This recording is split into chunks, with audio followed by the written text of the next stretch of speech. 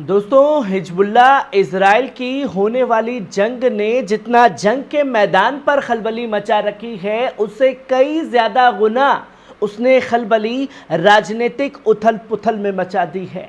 जहां हिजबुल्लाह को रोकने के लिए तमाम तरीके से कदम जो हैं वो उठाए जा रहे हैं, अमेरिका द्वारा, इजराइल द्वारा और तमाम पश्चिमी देशों द्वारा। और जब अपना दोगला चेहरा, अपने चेहरे को साफ तौर पर दिखाने लगे हैं पश्चिमी देश के तमाम देश, तो खुल करके ईरान भी हिजबुल्लाह की पैरवी करने लगा है। और अरब लीग के ऐलान ने एक खलबली जो है वो खास तौर पर मचा दी है, जहां सैयद हसन नसरुल्लाह ने भी ईरान के सर्वोच्च नेता आयतुल्ला अली खमेनी साहब से बड़ी मांग कर डाली है। वहीं साफ तौर पर ईरान ने संयुक्त राष्ट्र संघ में बड़ी पैरवी करते हुए तमाम मुल्कों को आईना दिखा दिया कि यह जंग कितनी बड़ी तबाही लेकर के आने वाला है, और साफ तौर पर संकेत दे दिए संयुक्त राष्ट्र संघ में कि तीसरा वर्ल्ड वॉर जो है वो दुनिया में छिड़ेगा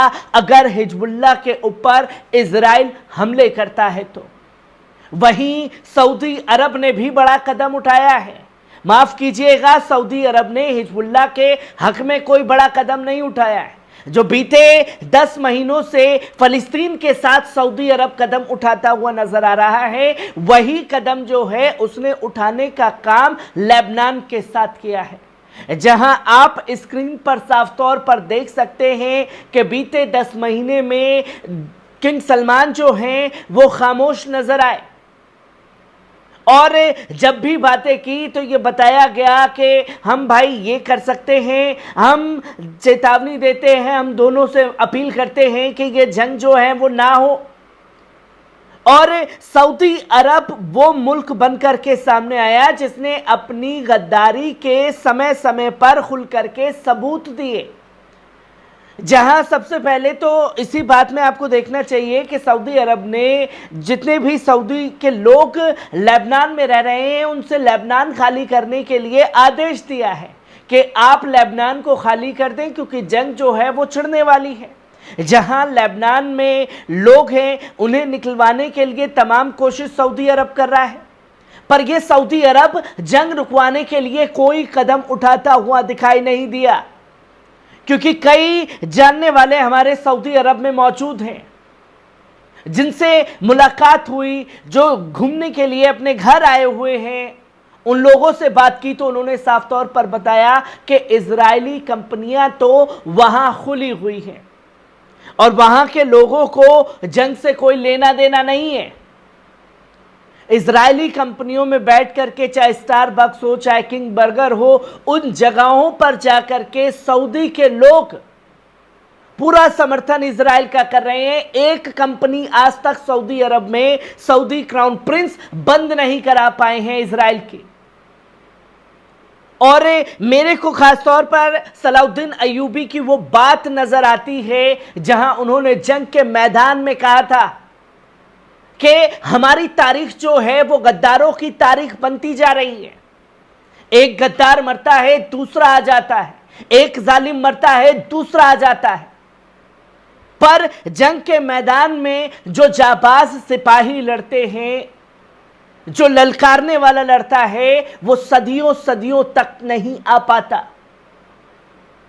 जहां यह कहावत सऊदी अरब पर साफ तौर पर सटीक बैठती है, जिसमें कई लोग मुखालफत करने के लिए जरूर आएंगे, जहां हमें यह आईना दिखाना भी जरूरी है, क्योंकि हम ये नहीं कह सकते कि भैया सऊदी का लेबनान को लेकर के कोई बड़ा कदम है। कोई बड़ा कदम नहीं उठाया है, सिर्फ ये काम किया है कि अपने लोगों को बुलाए कि लेबनान खाली करके आ जाइए। 10 महीने में हमास के साथ और फिलिस्तीन के साथ हो रही जंग में भी यही चीजें कर रहे हैं।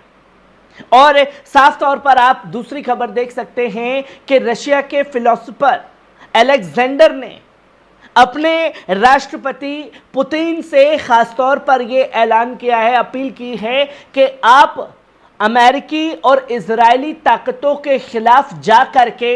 हुतियों का और हिजबुल्लाह का खुलकर समर्थन करें और उन्हें हथियार देने का काम करें।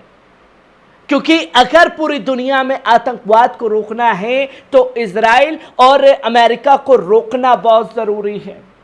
और आपको उनके साथ मिलकर के खड़ा होना चाहिए। ये कौन कह रहा है? बल्कि रशिया के एक बड़े फिलोसोफर अलेक्जेंडर ने अपने राष्ट्रपति से अपील की है, जिसने खास तौर पर खलबली मचाई है। वहीं आप साफ तौर पर देख सकते हैं कि ईरान के सर्वोच्च नेता आयतुल्ला अली खमेनी साहब ने भी बड़ी धमकी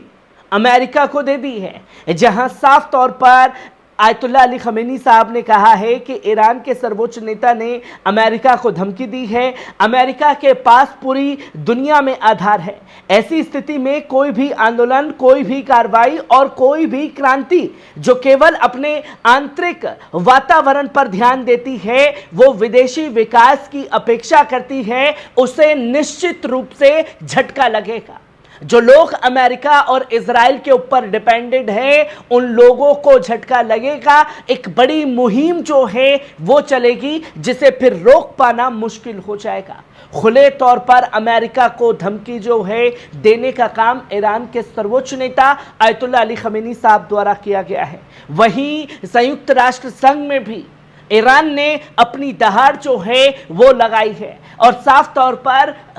आप देख सकते हैं कि संयुक्त राष्ट्र में ईरान के मिशन को लेकर के उन्होंने तमाम बातें कही, जहां ये बताया कि यदि इजराइल ने लेबनान के खिलाफ बड़े पैमाने पर सैन्य आक्रमण शुरू किया तो इसके विनाशकारी युद्ध होगा। यदि ऐसा हुआ तो सभी विकल्प आमने सामने होंगे, जिसमें प्रतिरोध की धुरी के सभी मोर्चे की भागीदारी भी शामिल हो जाएगी। जहां साफ तौर पर चेतावनी दे दी कि भैया अगर आप हिजबुल्लाह के ऊपर हमले करते हैं तो सीरिया इराक से इस्लामिक रेजिस्टेंस के भी हमले होंगे, यमन से हुतियों के भी हमले होंगे, और रही बात प्रतिद्वंदी की, तो अमेरिका ईरान सबसे बड़े प्रतिद्वंदी हैं और ईरान भी सब आमने सामने होगा। और अगर ईरान को रोकने के लिए इजराइल आया तो पीछे से तालिबान जो है वो भी आमने सामने हो सकता है, जिसकी खुल करके संयुक्त राष्ट्र संघ में अपनी बातों को रखा गया है। वहीं आप साफ तौर पर स्क्रीन पर देख सकते हैं कि जब अरब लीग ने खास तौर पर बड़ा कदम उठाते हुए ये कहा कि हम हिजबुल्लाह को आतंकी संगठन नहीं मानते हैं, तो सैयद हसन नसरुल्लाह का बड़ा बयान जो है वो सामने आया और उन्होंने ये साफ तौर पर कहा कि पूरी दुनिया पश्चिम देशों के इस पैतरेबाजी को समझ चुकी है और पूरी दुनिया की मीडिया जो है पूरी तरीके से एक्सपोज हो चुकी है, जो हिजबुल्लाह को आतंकी संगठन मानते थे। वहीं आप साफ तौर पर देख सकते हैं कि लेबनान के हिजबुल्लाह प्रतिरोध आंदोलन के महासचिव सैयद हसन नसरुल्लाह ने कहा है कि उत्पीड़ित राष्ट्र और प्रतिरोध आंदोलन आज इस्लामी गणतंत्र ईरान और उसके बहादुर बुद्धिमान नेता आयतुल्ला अली खमेनी साहब पर बड़ा भरोसा करता है। नसरुल्लाह ने international congress of holy shrine defend and resistance front मोटियर्स को एक संदेश दिया। यह टिप्पणी शनिवार को की गई, जहां महशद शहर में बुलाई गई सभा के दौरान ईरान ने उनके प्रतिनिधि अब्दुल्ला सफी अल दीन ने पढ़ा है, जहां हिजबुल्लाह प्रमुख ने कहा कि पश्चिम एशिया क्षेत्र में उत्पीड़न राष्ट्रों को आज इस्लामी गणतंत्र ईरान उसके नेता आयतुल्ला अली खमेनी से समर्थन प्राप्त करने का अवसर प्रदान किया गया है, जो अहंकारी शक्तियों के सामने डंके की चोट पर खड़े हुए हैं। नसरुल्लाह ने यह साफ तौर पर कहा कि बड़ी उम्मीद है और अगर इस्लामिक रेजिस्टेंस और तमाम संगठन, तमाम मोर्चे इस जंग में